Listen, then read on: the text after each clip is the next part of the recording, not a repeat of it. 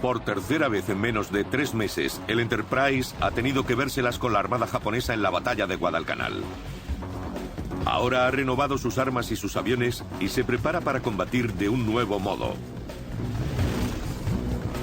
El Gran E llevará la guerra relámpago a las islas Gilbert en el Pacífico Central y en la oscuridad de la noche hará historia naval. USS Enterprise, una ciudad combatiente de acero. Es el barco más respetado y condecorado de la Segunda Guerra Mundial. En este campo de batalla de 360 grados, donde las amenazas acechan en los mares, en el cielo y bajo el agua, los enemigos del Enterprise podrían estar en cualquier parte y en todas partes. No hay donde huir cuando la batalla nos rodea. Batalla 360 grados, el fantasma gris.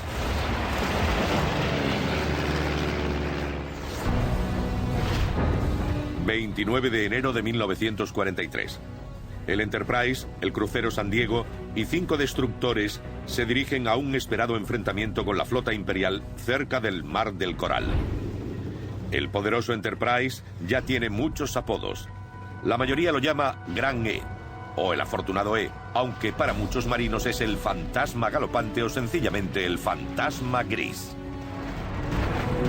En un año de combate, desde la costa de Oahu hasta orillas de Guadalcanal, el barco de color gris oscuro ha eludido la muerte y la destrucción y sigue persiguiendo a la Armada Imperial. Pero la tripulación del Enterprise, curtida en combate, no se imagina la tragedia que va a cebarse con la flota de Estados Unidos. A 560 kilómetros de distancia, un grupo de cruceros y destructores navega hacia Guadalcanal, escoltando los transportes americanos que llevan los esperados refuerzos. En el campo de batalla de la isla se necesitan más tropas, y la misión de estos barcos es llevarlas allí. Uno de ellos es el crucero pesado USS Chicago. El Chicago, gemelo del viejo Northampton, que combatió junto al Enterprise a lo largo de 1942, va precedido por 6 destructores desplegados en un amplio semicírculo. A 24 nudos de velocidad constante, el Chicago y la flota de transporte están a menos de 300 kilómetros al sudeste de Guadalcanal, en aguas infestadas de tiburones. El Chicago ya ha resistido un feroz ataque de la aviación enemiga la noche anterior, pero las aguas de las Islas Salomón siguen siendo una pesadilla. Los marineros saben que estar en el lugar equivocado en el momento equivocado puede tener consecuencias fatales. Y ahora mismo se dirigen a un desastre que ni siquiera pueden ver. Bajo las olas, submarinos japoneses acechan al Chicago. Y desde las nubes, aviones enemigos se disponen a darle caza. Aunque los japoneses se han desangrado gravemente en las batallas navales del Pacífico, van a demostrar que todavía están muy lejos de rendirse. Como un depredador en la selva, el enemigo se prepara a golpear en la oscuridad de la noche. A causa de las pérdidas en Midway y Guadalcanal, Japón no cuenta con las tropas y armas necesarias para lanzar ataques contra la flota estadounidense a la luz del día. Formaron algunas unidades de bombarderos medios con base en tierra para ataques nocturnos con torpedos. Y salieron al encuentro de la flota de apoyo de cruceros norteamericanos. 7:45 de la tarde. Unos destellos iluminan los barcos norteamericanos como los rayos de una tormenta. Las bengalas japonesas estallan en el cielo sobre las aguas. De repente, aparecen en el aire 16 Betty bimotores. Uno de ellos es alcanzado y cae al mar. El resto ataca por estribor y se dirige al Chicago con su cargamento de torpedos. El Chicago abre fuego provocando una erupción de sus cañones de 127 milímetros y ametralladoras. Pero el resplandor de sus propias trazadoras y las explosiones del fuego antiaéreo revelan su posición al enemigo. Prácticamente le estás diciendo al enemigo, yo soy el de los cañones grandes. Ahora es un blanco perfecto. 2 torpedos lo alcanzan por estribor. El Chicago se para en seco. Inmediatamente empieza a entrar agua y se escora hacia popa.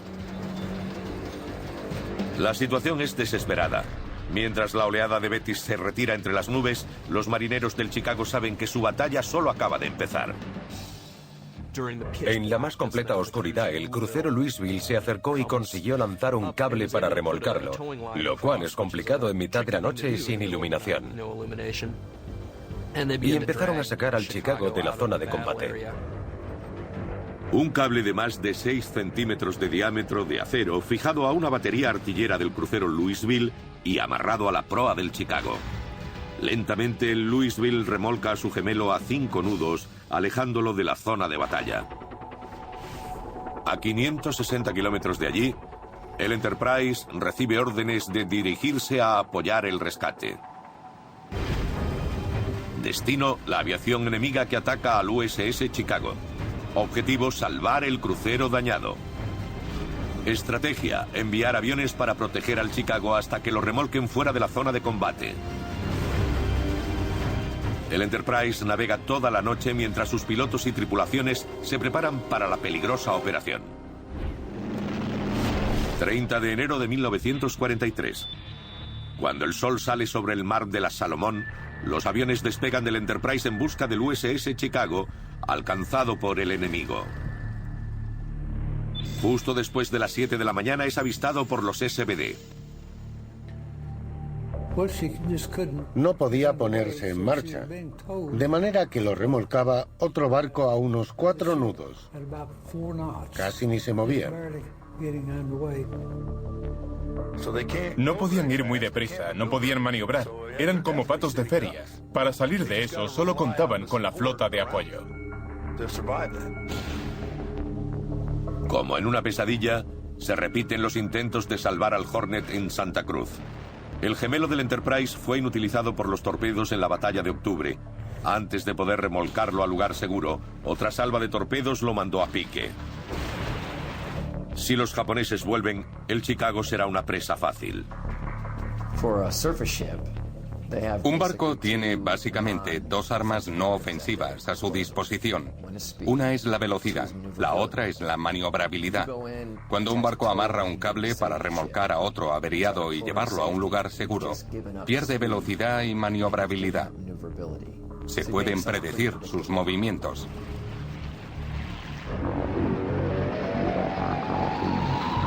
Los aviones del Enterprise patrullan el espacio aéreo del crucero buscando intrusos enemigos. Al mismo tiempo, el remolcador Navajo se acerca al Chicago y se hace cargo del remolque del pesado barco. Los remolcadores como el Navajo son héroes desconocidos.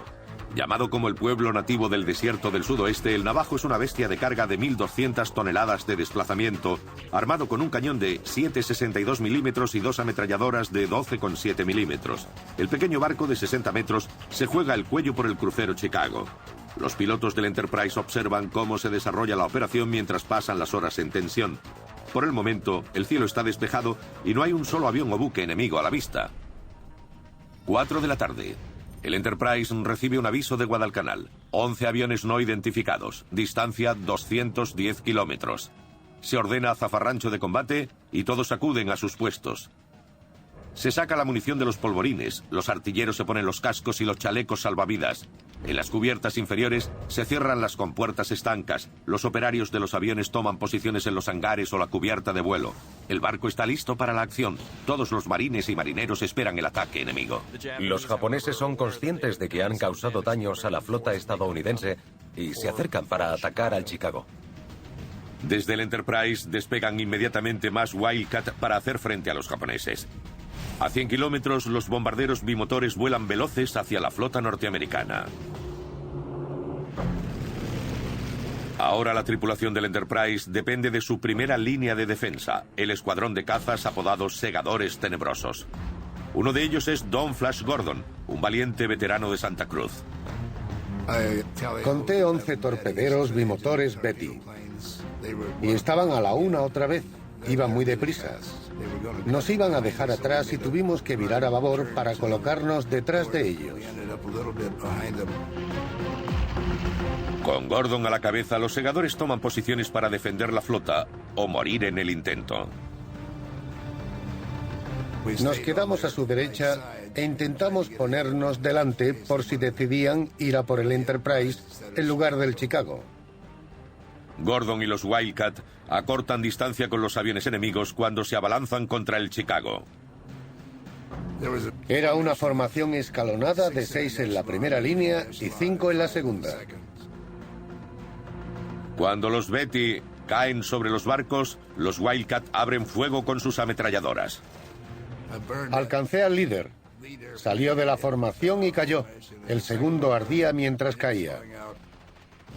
Gordon y los pilotos del Escuadrón 10 desbaratan el ataque aéreo enemigo. Nuestros aviones hicieron un trabajo muy bueno y prácticamente eliminaron esa escuadrilla de aviones enemigos. Pero 4 Bettys consiguen superar a los cazas y sueltan su carga contra el Chicago. En el último momento, el Navajo intenta poner al Chicago de cara al enemigo para ofrecer un blanco más pequeño. Pero cuando hace la maniobra, los temidos torpedos alcanzan el casco del Chicago y estallan con una horrenda explosión.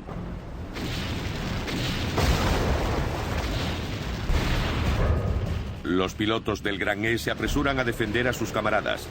Gordon y sus compañeros, los Ases, disparan una lluvia de plomo contra la escuadrilla atacante. Derriban 9 aviones enemigos. Solo 2 sobrevivirán a su encuentro con el Enterprise. Uno se fue al este y otro al sudeste. El que iba al este estaba más cerca, así que bajé hasta el agua y levanté el morro para dispararle. Iba a todo gas, pero no lo alcancé. Pero el daño ya está hecho. Los supervivientes abandonan el USS Chicago. Lo único que pueden hacer es observar el aciago final. En las cubiertas inferiores el agua entra por los agujeros de los torpedos, reventando los mamparos e invadiendo un compartimento tras otro. Bodegas, salas de máquinas, almacenes, polvorines y pasillos. Todo el Chicago se inunda. Con el peso del agua empieza a escorarse lentamente hacia estribor. Al Chicago le queda un último privilegio. Las llamas de las explosiones de los torpedos siguen ardiendo y el calor llega a la pólvora de los cañones de 127 milímetros. Por sí mismo, con su bandera de combate todavía ondeando al viento, el Chicago dispara una fantasmal salva en honor de sus tripulantes.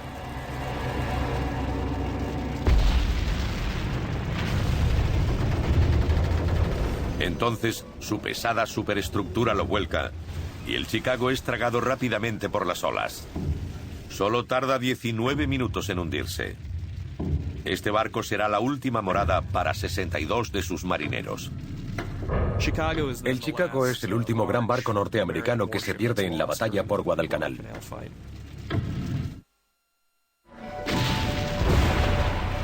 La pérdida del crucero pesado al que iba a proteger es un golpe terrible para el Gran E, que no está acostumbrado al fracaso. Pero aunque se haya perdido el Chicago, los transportes de tropas que debía defender consiguen desembarcar a los marines en Guadalcanal. En 6 meses de combates, Estados Unidos ha sufrido más de 7.000 bajas y ha perdido 29 barcos y 600 aviones. Pero los japoneses han perdido cerca de 30.000 hombres, 38 barcos y al menos 800 aviones.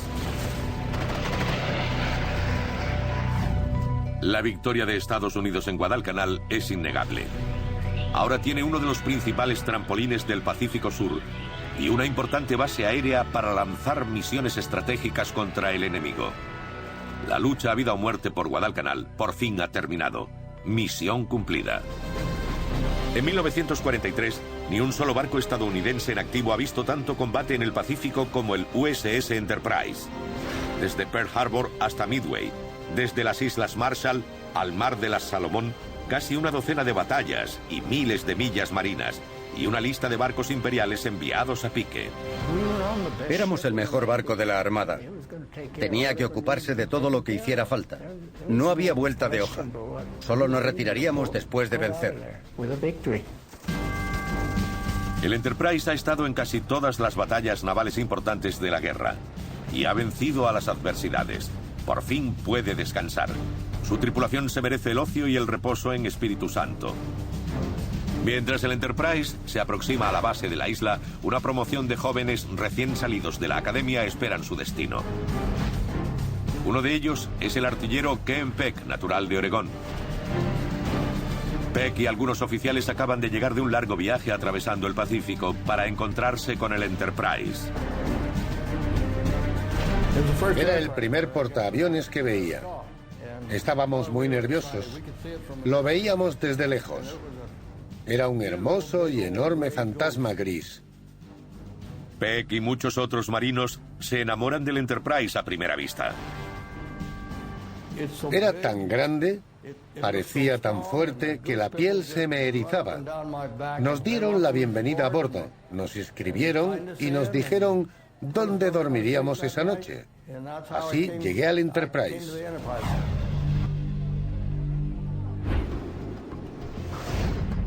Espíritu Santo ofrece un puerto seguro a portaaviones como el USS Enterprise. Allí los barcos pueden repostar y reponer municiones y tropas. Estas bases para flotas operativas nos permitieron estar lo bastante lejos de la acción sin la amenaza de los barcos y aviones japoneses. Nos dieron un lugar donde enviar los barcos a repostar y rearmarse. Un sitio donde llevar nuevas tropas que posteriormente entrarían en combate. Nos dieron la línea de abastecimiento que necesitábamos para la retaguardia. Para un combatiente veterano, Espíritu Santo tiene cerveza fría, películas al aire libre y el necesario descanso de los rigores de la guerra. Cuando el barco atracaba en Espíritu Santo, bajábamos a tierra para trabajar con los aviones. Trabajábamos mediodía y luego nos íbamos a nadar. A veces, para mí, el ocio y el descanso son una ducha y una comida caliente. Así se despeja tu mente, se te aclara la cabeza y te preparas para volver y seguir la lucha. Cuando llegas a tierra y por fin te relajas, reflexionas. Así te desbloqueas, te olvidas y sigues adelante. Eso te ayuda enormemente. Para el veterano del Enterprise, Roy Blood de Maine, y su compañero Charlie Mason, el ocio y el descanso en Espíritu Santo también ofrece algo de aventura. Una noche, Blood y Mason convencen a unos marines de que los lleven en su jeep. Y los marines iban, con las luces delanteras puestas, claro, por un camino de tierra y a todo trapo. De repente frenaron y ¡pam, pam! Dispararon sus 45 contra algo. Yo pensé que eran los japoneses. De repente, el enemigo se deja ver. Eran unos enormes cangrejos de tierra en migración que atravesaban la carretera y los marines los estaban acribillando.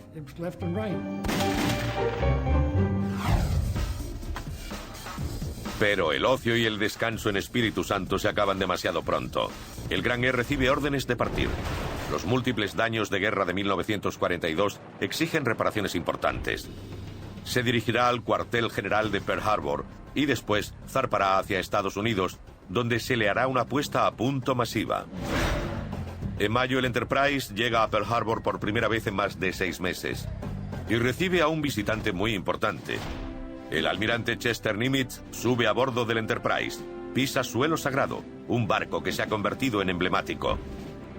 Campo de batalla flotante, su cubierta de madera ha sido testigo de innumerables actos de heroísmo y de horror. Nimitz está acompañado de casi 2.000 marineros, aviadores y marines en formación marcial. Mientras la tripulación observa, entrega al capitán Samuel Ginder la mención presidencial. El mayor honor que puede recibir un barco de la Armada estadounidense es la mención presidencial. El Enterprise es el primer barco que recibe esa distinción. Ni siquiera la famosa fragata decimonónica USS Constitution puede presumir de tal honor. Es muy importante porque, por supuesto, se trata de algo propuesto y patrocinado por el presidente de Estados Unidos. Es el propio presidente quien decide qué unidad o qué barco merece una mención por una acción determinada. El jefe está dedicando tiempo a reconocer el trabajo bien hecho de un grupo de hombres. Quizás sea el momento, en las primeras fases de la guerra, en que los hombres reciben una mayor inyección de moral. Cuando nos concedieron la mención presidencial, el almirante Halsey envió un mensaje al Enterprise que decía más o menos: mi corazón siempre estará con vosotros. Creo que eso nos gustó tanto como la propia mención, porque todos apreciábamos mucho el liderazgo de Halsey.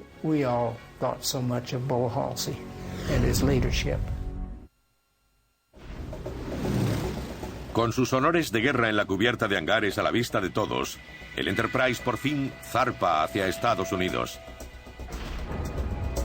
Bremerton, Washington, verano de 1943. El Gran E surca el estrecho de Puget. Es la primera vez en muchos años que el poderoso portaaviones está en Estados Unidos. Ahora el condecorado navío se somete a una puesta a punto masiva para hacerlo aún más duro y letal. En el verano de 1943, el Enterprise fue reparado porque había estado en muchos combates y había sufrido muchos daños. Estudiándolos, extrajeron algunas conclusiones. Cientos de trabajadores se afanan para sacar del apuro al poderoso portaaviones y repararlo para que siga combatiendo. Se le añaden un escudo antitorpedos, más cañones, un radar nuevo y un avión nuevo que cambiará literalmente el curso de la guerra.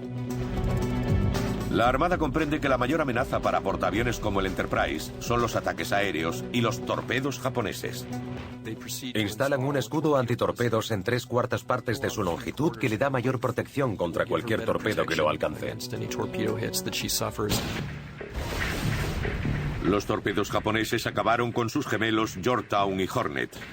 La Armada tiene que asegurarse de que no le ocurra lo mismo al Enterprise.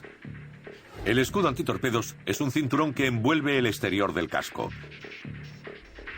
Entre el enorme bulto y el barco hay un compartimento con una parte inundada y otra llena de aire que absorberá el impacto de la explosión y los afilados fragmentos de las bombas japonesas. Se le añaden 5,5 metros más de acero y madera a la longitud total y se sustituyen su equipo de control de daños y su radar. Pero la mejora más importante son nuevos cañones de 127 milímetros y 36 antiaéreos más de 40 y 20 milímetros. Los cañones eran lo más importante. Nos dieron más cuádruples de 40. No recuerdo cuántos había. Eran unos cañones muy grandes. Cuando empezaban a disparar, armaban bastante alboroto. Sistemas de control de tiro de última generación conectan sus baterías de 127 y 40 milímetros. Defender un portaaviones no es sencillo. La artillería del Enterprise debe llenar el cielo con una tormenta de fuego antiaéreo y acertar a los aviones imperiales. Pero para acabar con el enemigo es necesario apuntar bien. Los dispositivos de guiado controlados por radar pueden indicar con precisión la distancia y altitud de un avión que se aproxime y garantizar un blanco seguro. Los dispositivos Mar 37 y Mar 51 se instalan a ambos lados de la isla y la pista del Gran E. Estos sistemas facilitarán datos cruciales sobre el objetivo y apuntarán las armas pesadas del Enterprise. Los directores de tiro facilitan a los artilleros la elevación, la distancia y la velocidad exactas del objetivo enemigo. Y el radar puede detectar aviones japoneses avecinándose a 41 kilómetros y barcos a 36. El Gran E será capaz ahora de triturar cualquier avión enemigo que penetre en su espacio aéreo, de día o de noche. En el arsenal antiaéreo japonés no hay nada comparable a la potencia de fuego de los cañones de 40 y 127 milímetros guiados por radar. Al final de la Segunda Guerra Mundial, ninguna defensa antiaérea de ningún país se acercaba a la estadounidense.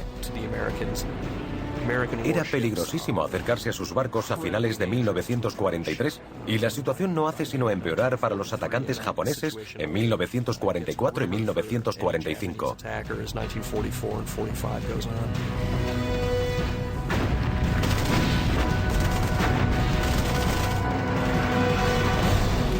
Mientras se repara el Gran E, la flota de Estados Unidos está recuperándose y preparándose para el segundo asalto.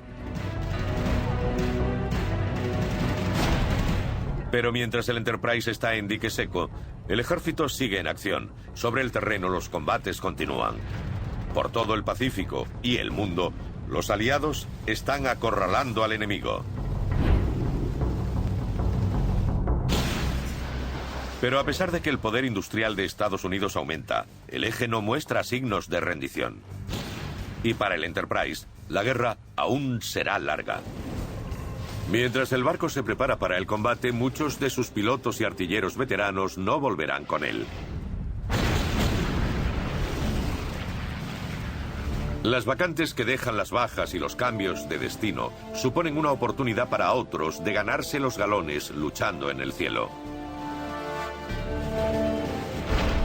Codo a codo con sus colegas desde los negros días posteriores a Pearl Harbor, Alvin Kerman de Wyoming por fin cumple su sueño de despegar desde la cubierta del Enterprise.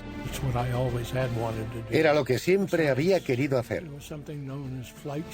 Y además había una paga por vuelo que era la normal más el 50%.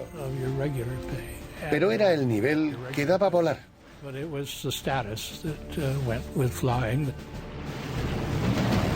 En noviembre, el Enterprise es una nueva y mejorada máquina dispuesta a llevar la guerra hasta su enemigo. Mientras se prepara para la batalla, se le asigna un nuevo patrón para que lo lleve al combate, el capitán Matthias Gardner. Gardner es un jefe estricto que no se aparta del reglamento. En palabras de un marinero, es duro de pelar. Y está decidido a desatar la furia del granés sobre las islas del Pacífico. Cuando recibimos al nuevo capitán, nos dijo que no tenía ni medallas ni lacitos, pero que nos iba a llevar a por ellos. Él creía que ya estaba en condiciones de volver a la batalla. El Enterprise ha recibido órdenes y es hora de volver al combate. El fantasma gris vuelve al mar para perseguir a su enemigo, el Imperio japonés.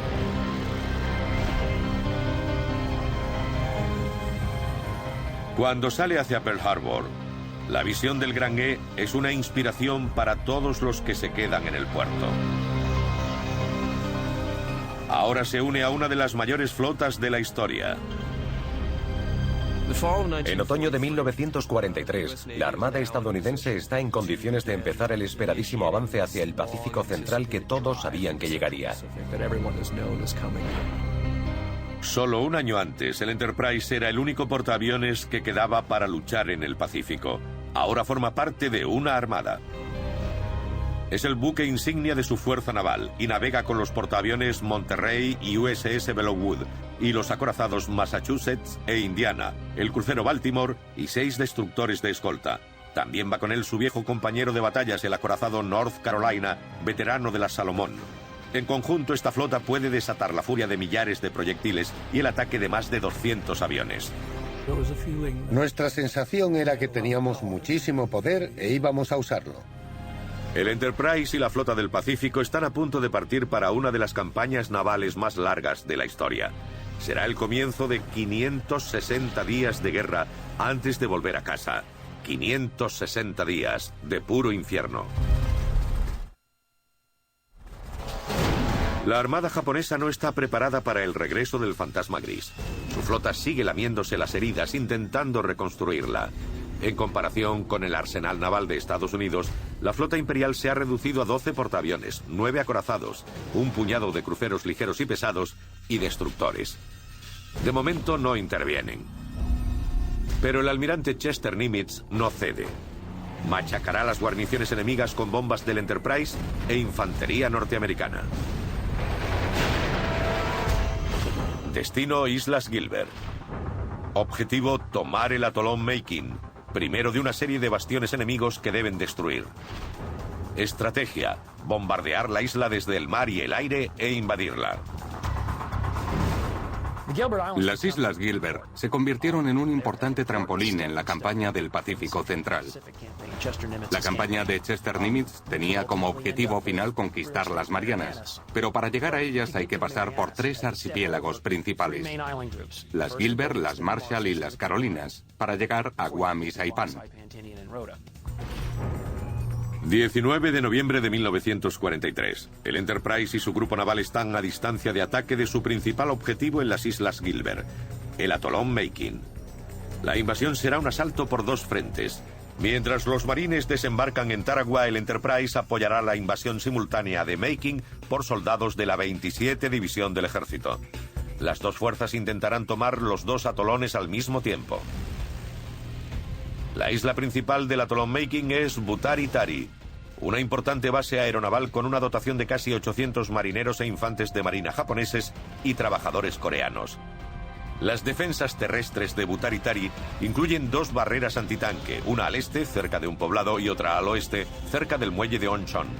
Las 2 barreras están hechas con troncos, alambre de espino, fortines de cemento y cañones antitanque, conectados por una serie de trincheras. Al sur, a lo largo de la costa, hay 3 baterías de 80 milímetros, 10 nidos de ametralladoras y 85 puestos de tiro en las trincheras. En la laguna, al norte, Butaritari es defendida por artillería costera de 80 milímetros, baterías antiaéreas y ametralladoras.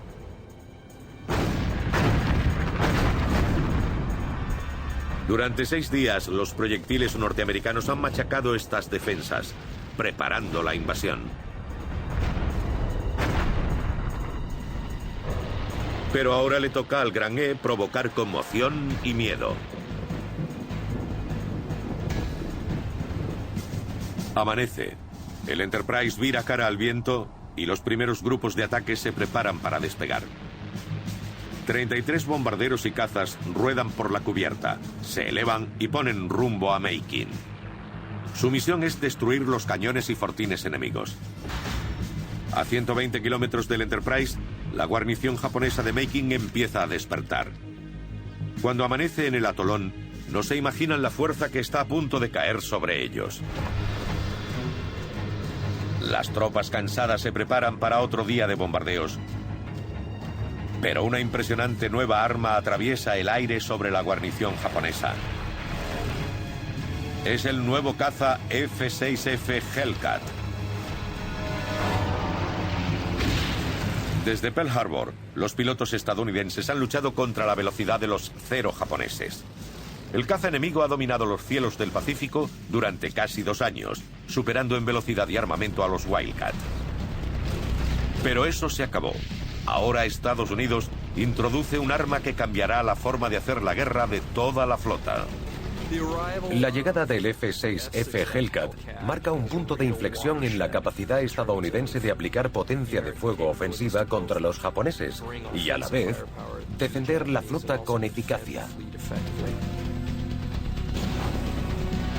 Durante su reparación, el Enterprise recibió un escuadrón de los nuevos cazas. De 10 metros de largo y con una velocidad punta superior a los 600 kilómetros por hora frente a los 515 del Wildcat, el F-6F es más rápido y 1,5 metros más largo que él. También tiene más potencia de fuego, con un armamento estándar de 6 ametralladoras de 12,7 milímetros con 2.400 disparos, y puede lanzar bombas o cohetes no guiados. La Armada de Estados Unidos por fin tiene un caza que supera al legendario Zero. Es un avión mortal de necesidad con esas ametralladoras. También es resistente y estable. Cambiará el curso de la guerra en el Pacífico. Al mando del nuevo escuadrón está Butch O'Hare, uno de los mejores pilotos de caza de la Armada, con 3 años de vuelo y una lista de aviones enemigos derribados. Natural de Missouri, Edward O'Hare ya se ha ganado una medalla de honor por destruir 5 bombarderos bimotores en un solo día, convirtiéndose en el primer as de la Marina de la Segunda Guerra Mundial. Todo el mundo le tenía el mayor de los respetos a Butch O'Hare, porque era valiente. Era un líder nato. Era un héroe. Dejémonos de rodeos. Ahora en el atolón Meikin, los japoneses están a punto de encontrarse con Butch O'Hare y los nuevos cazas Hellcat del Gran E.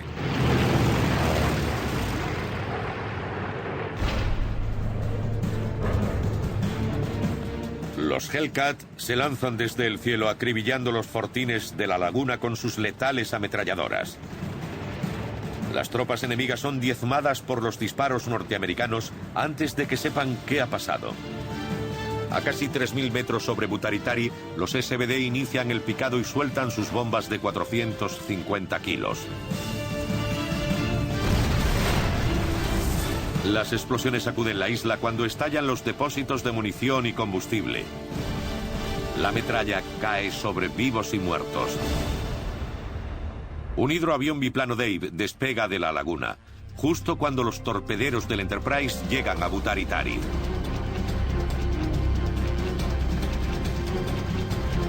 Instantes después, es hecho añicos por el fuego de los cazas del Enterprise. Los TBF Avenger comienzan a lanzar sus bombas de 900 kilos. La artillería pesada machaca las baterías, los búnkeres y las trincheras enemigas y lanza cuerpos humanos por el aire. El doble ataque de los Hellcat y las bombas del Enterprise ha tenido unos resultados espeluznantes. El primer día de batalla de Making es un éxito horripilante. Al terminar un día de feroces combates, la flota de Estados Unidos se prepara para la siguiente fase. 20 de noviembre de 1943. Mientras las tropas de asalto de la 27 División abordan las lanchas de desembarco, la aviación del Enterprise emprende otra serie de duros ataques contra Making. 5:30 de la mañana, el primer grupo de ataque despega de la cubierta del Enterprise. A 100 kilómetros, los japoneses de Making esperan el inminente ataque. De repente surgen oscuras formas de cruceros, destructores y transportes entre la niebla de la mañana. Hay docenas. Los SBD y los torpederos del Enterprise se abaten sobre la isla, dispuestos a mandar a los defensores enemigos al infierno. Los aviones lanzan una serie de feroces ataques contra las posiciones japonesas, mientras los cruceros y destructores se aproximan para dar el golpe de gracia. Ahora con más bombarderos del Enterprise en el cielo y los barcos apuntando al objetivo, la guarnición de Making está a punto de ver aún más de cerca la potencia de fuego norteamericana.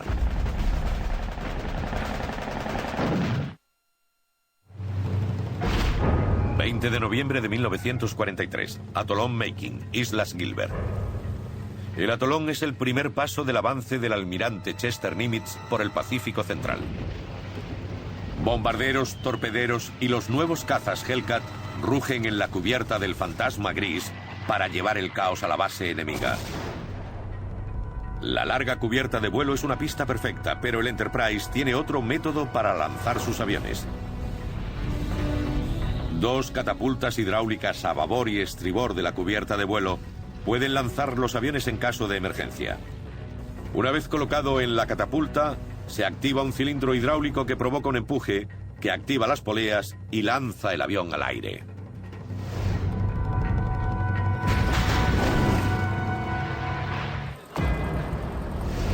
Y en Making el Enterprise está lanzando todo lo que tiene. A 100 kilómetros de allí, mientras los aviones del Enterprise ocupan los cielos, el crucero USS Baltimore y los demás buques apuntan al atolón Making. El Baltimore y los destructores de escolta abren fuego sobre la isla. Las posiciones enemigas tiemblan con los impactos letales de los proyectiles estadounidenses. El Baltimore es el mejor barco de su clase. Construido en Massachusetts en 1942, tiene 205 metros de eslora. Va armado con 9 cañones de 203 milímetros, 38 de 127 y un arsenal de armas automáticas. Ahora las está estrenando en el atolón Making. Las torretas Mark 12 de 203 milímetros del Baltimore tienen un complejo sistema de poleas que traen la munición pesada desde el polvorín hasta la recámara del cañón. El Mark 12 de 203 milímetros calibre 55 puede lanzar un proyectil a más de 27.000 metros. El Baltimore está a la distancia adecuada para asestar un golpe mortal a Making y Butaritari está lleno de objetivos. Solo hoy hará más de 1.300 disparos sobre la isla enemiga. A las 8:30 de la mañana los soldados llegan a las playas mientras las bombas continúan perforando los búnkeres y fortines enemigos del interior. A gran altura sobre las playas, un TBF Avenger solitario del Enterprise observa atentamente la acción. La misión del torpedero es informar de la actividad de la artillería al contraalmirante Kelly Turner, quien dirige todo el bombardeo a bordo del USS Pennsylvania. Este avión es el ojo de toda la operación en el cielo. Volando como artillero del TBF, Alvin Kernan puede ver claramente las oleadas de tropas norteamericanas llegando a la orilla. Volábamos muy cerca y sobre la playa. Era un asiento de primera, muy bueno. Cuando llegaron las lanchas de desembarco, Pensamos que habría una gran batalla, pero cuando alcanzaron la playa, bajaron las rampas sin ningún problema. Los cazas y bombarderos atacan sin piedad desde el aire los nidos de ametralladoras japoneses, mientras las tropas de tierra comienzan la operación de limpieza de las posiciones enemigas con fusiles, ametralladoras y la artillería de las playas. Los bombardeábamos mientras los cazas los ametrallaban. Los barcos disparaban a mansalva y había palmeras caídas por todas partes. Durante los 4 días siguientes, los pilotos del Enterprise y la infantería trabajan coordinadamente. Los aviones del Gran E nunca descansan y cada nuevo día trae sangre y cuerpos despedazados mientras sigue el ataque contra el laberinto de fortines y búnkeres. Pero los ataques aéreos del Enterprise han cumplido su misión. Los japoneses son incapaces de organizar una defensa fuerte. Estoy seguro de que los soldados japoneses que estaban siendo machacados ese día seguramente pensaban que la habían jorobado con lo que hicieron en Pearl Harbor y deseaban poder dar marcha atrás. Estoy segurísimo de que pensaban eso. El éxito de la invasión de Making es ya una certeza. Para la tripulación del Enterprise, esta batalla es sencilla comparada con los horrores de Guadalcanal. Pero todo está a punto de cambiar. Mientras el Enterprise se aleja de las destrozadas playas de Making, cientos de nuevos reclutas siguen tratando de acostumbrarse a vivir en el Gran E. Hasta ahora, la mayoría de los tripulantes del Enterprise eran voluntarios de antes de la guerra. En 1943, una nueva promoción de voluntarios y reclutas entrará en las filas de la Armada, una nueva generación de marineros y marines. En 1943 había un gran número de soldados alistados. Los estadounidenses se ofrecían voluntarios o eran reclutados, y ellos continuaron la lucha contra los japoneses en la campaña del Pacífico Central y en el asalto final a Japón.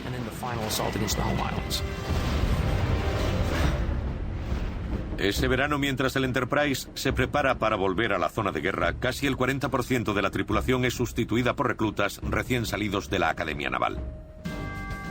Uno de ellos es el marine Jack Maroney, de Dallas, Texas. Claro que quería ir al Enterprise. Tenía mucha fama y una ilustre historia, desde luego. Quería formar parte de aquello. Pero no todos están contentos con su nuevo destino.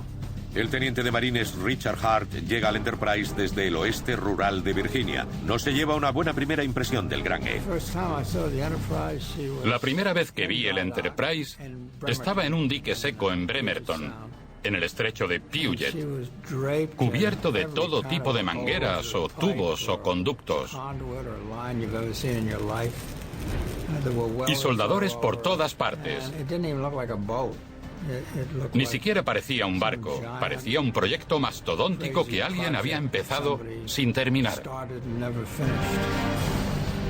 Como muchos marines, Hart prefería estar al frente de los fusileros en lugar de sobre la cubierta de un portaaviones. No me metí en los marines para embarcarme. Me entrenaron para tener un pelotón de fusileros en el cuerpo de marines. Eso era lo que yo quería. Un marine, sin duda, preferiría estar luchando con la infantería en vez de estar en un barco, porque en un barco es como si estuvieras en la cárcel. No puedes perseguir a otros seres humanos. No puedes hacer aquello para lo que te entrenaron como si estuvieras en infantería. Pero con el barco en el mar y de nuevo en zona de combate, el teniente Hart ve con otros ojos el buque que se ha convertido en su hogar. Nunca pensé que pudiera haber algo tan grande. No creía que nada pudiera ni tocarlo. Me parecía totalmente invencible.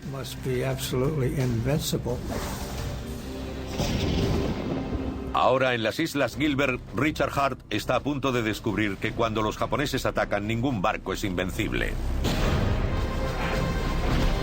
25 de noviembre de 1943, 7 de la tarde. Es el día de Acción de Gracias, 5 días después de comenzar la invasión de Making. Pero en las aguas que rodean el atolón no hay tiempo para rezar. Las bengalas estallan en los cielos sobre el USS Enterprise y su fuerza. Instantes después, bombarderos bimotores japoneses se acercan a toda velocidad. El acorazado North Carolina y los destructores de escolta abren fuego y derriban al enemigo. Pero el Enterprise no dispara.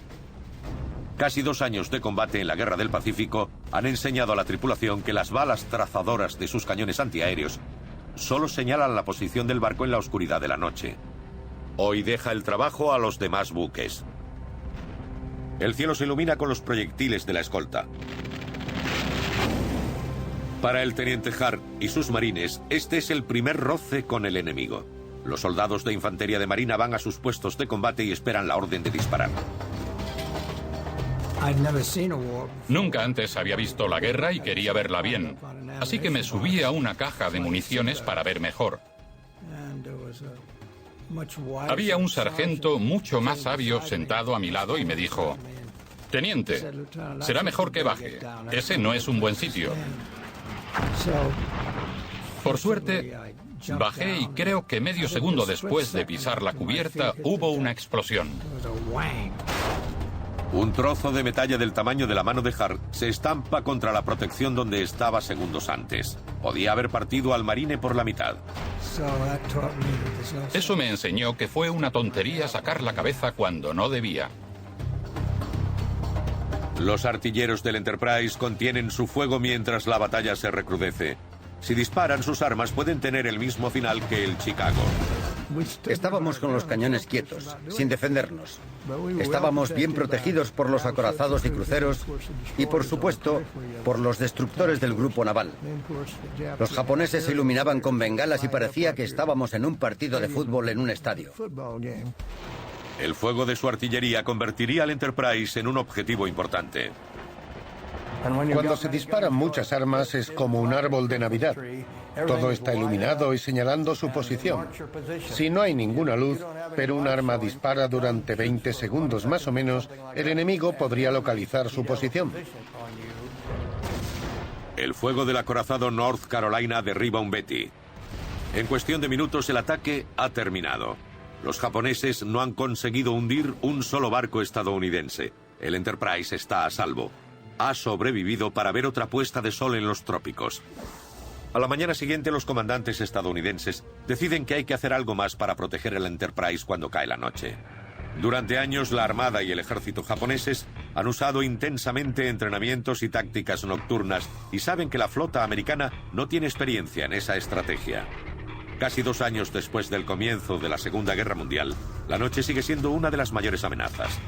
Si la Armada quiere proteger sus portaaviones por la noche, tendrá que adaptarse a la estrategia de ataque nocturno que los japoneses emplean contra ellos.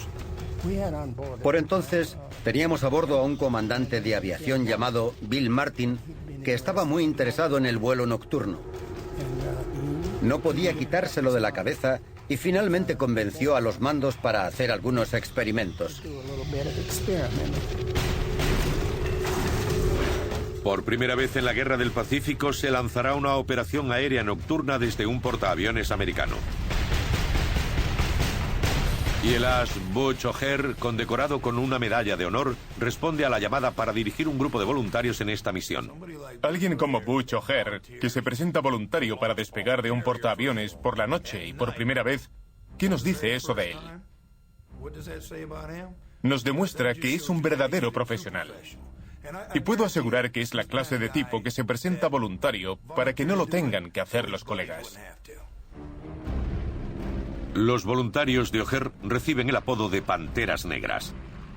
Su objetivo, defender al Enterprise y su fuerza de los ataques nocturnos que se han cobrado docenas de barcos.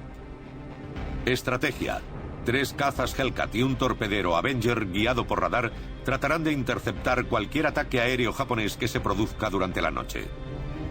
El radar del Avenger hará posible toda la operación. Será literalmente el ojo en el cielo.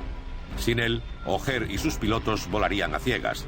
Diseñado por ingenieros del MIT, el pesado radar que lleva el TBF localizará a los aviones enemigos y guiará a los cazas de O'Hare hasta que estén a tiro. Alvin Kernan pilota el Avenger equipado con radar.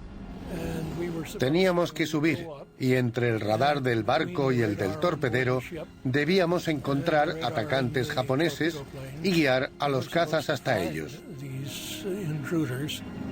No tenía miedo, lo recuerdo. El miedo era cuando se estaba en la cubierta. Luego, cuando nos metíamos en el avión, levantábamos la placa protectora y nos encerrábamos allí, no había manera de salir. Así que el miedo parecía irse.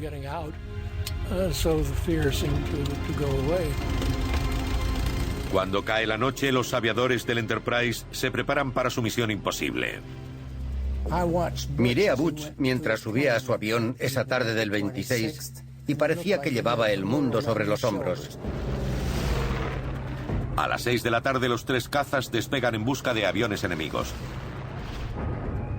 7 de la tarde.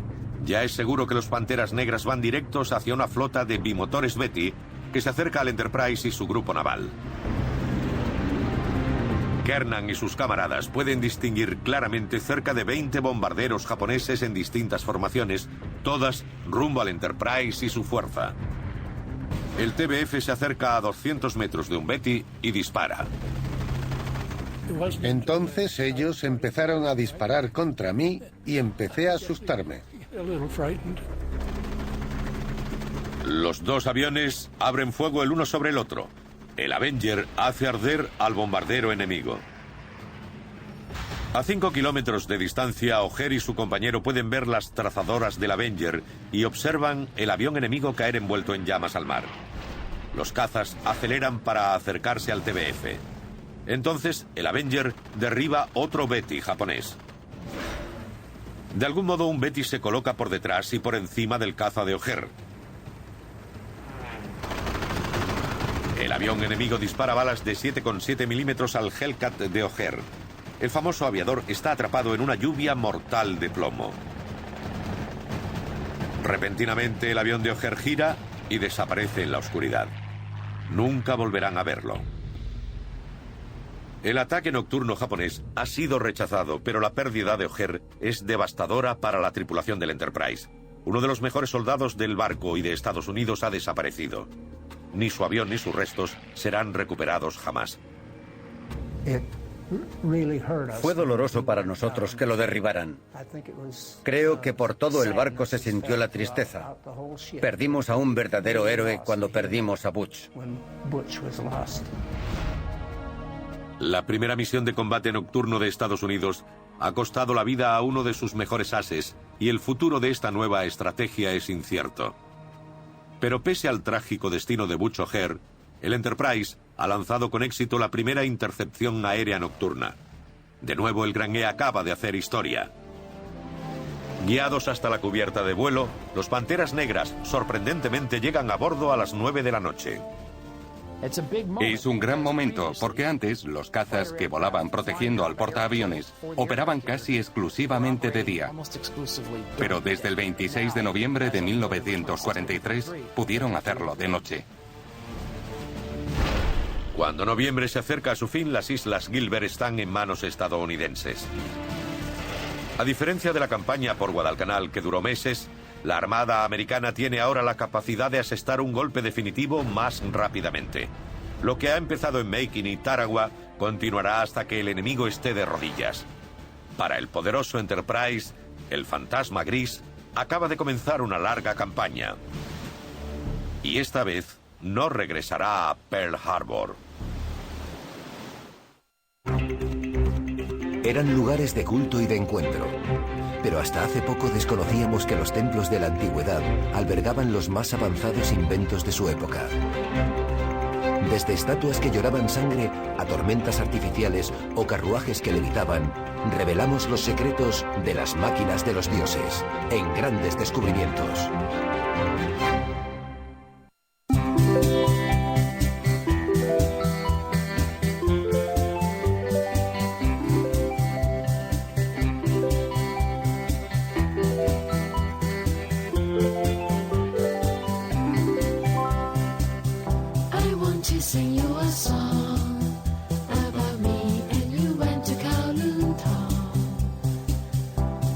To be very strong if we want to do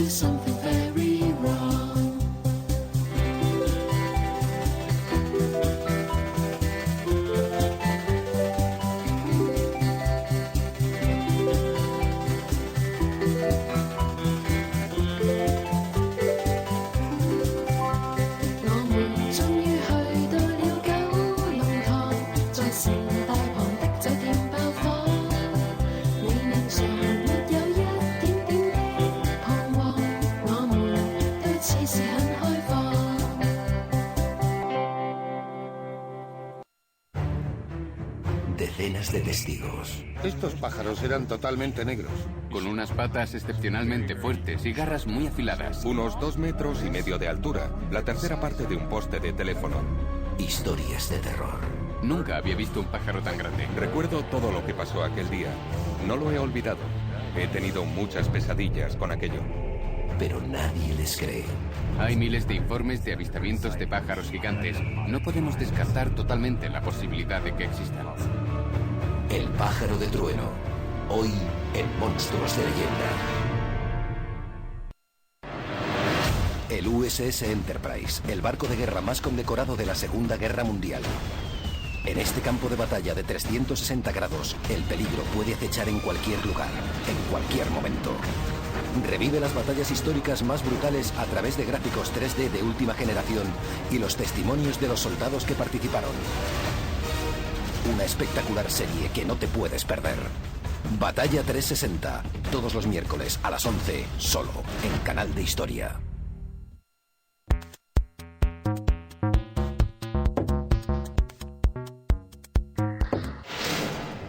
El 70% de la superficie de la Tierra está cubierta de agua. Los océanos son surcados por enormes superpetroleros y portacontenedores que pueden medir 800 metros de longitud y pesar 135.000 toneladas a plena carga. Estos gigantes marinos son tan altos como edificios de 15 plantas y navegan a velocidades cercanas a los 50 kilómetros por hora, impulsados por hélices que pesan 100 toneladas. ¿Cuál es el origen del conocimiento que permite construir y diseñar estos enormes barcos? La respuesta es la antigua Grecia. Hola, soy Michael Gillen y me encuentro a bordo de una réplica de un trireme griego de hace 2500 años. En su época era tecnología punta. Es el precursor de los barcos de guerra actuales. El origen de las cosas. La antigua Grecia, la construcción moderna de barcos. En muchos aspectos, el trireme es el precursor de los destructores y las fragatas actuales. Rápido, maniobrable y dirigido por una tripulación muy preparada. El trireme era un barco increíble debido a que tenía una gran potencia, pese a ser un navío muy ligero. Ligero, rápido y letal. Su arma era su esporón, un saliente de madera recubierto de bronce que se encontraba en la proa de la embarcación. Durante la batalla, el objetivo del trireme era chocar por detrás con el barco enemigo y retroceder muy rápidamente antes de que él pudiese abordarlo. Hoy en día el mar sigue siendo un misterio. El 90% del fondo marino nunca ha sido cartografiado. Pero gracias a los antiguos griegos, personas como Arquímedes, Aristóteles y Ptolomeo, disponemos de herramientas náuticas con las que explorar el mar con seguridad y así a largo plazo descubrir sus secretos más profundos y oscuros.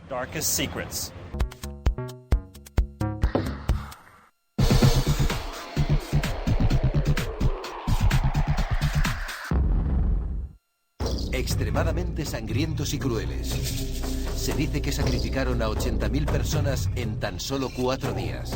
¿Eran los aztecas capaces de tales barbaries? Para descubrir la cruda verdad tras la civilización azteca, Josh lo hará todo. Los aztecas, en Buscando la Verdad.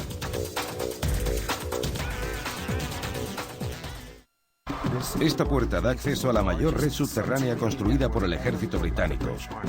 Capillas, estaciones eléctricas, trenes, un hospital, una ciudad entera enterrada y olvidada hasta ahora.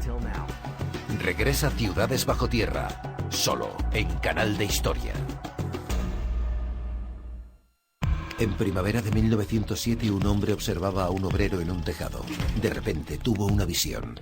¿Qué pasaría si el obrero se cayese del tejado? Teorizó que el hombre no sentiría su propio peso, como si la gravedad no existiera. Después empezó a cuestionar la propia gravedad. De ese pensamiento surgiría años más tarde la teoría de la relatividad. Y ese hombre sería una de las mentes más brillantes de la historia. Albert Einstein, en Canal de Historia.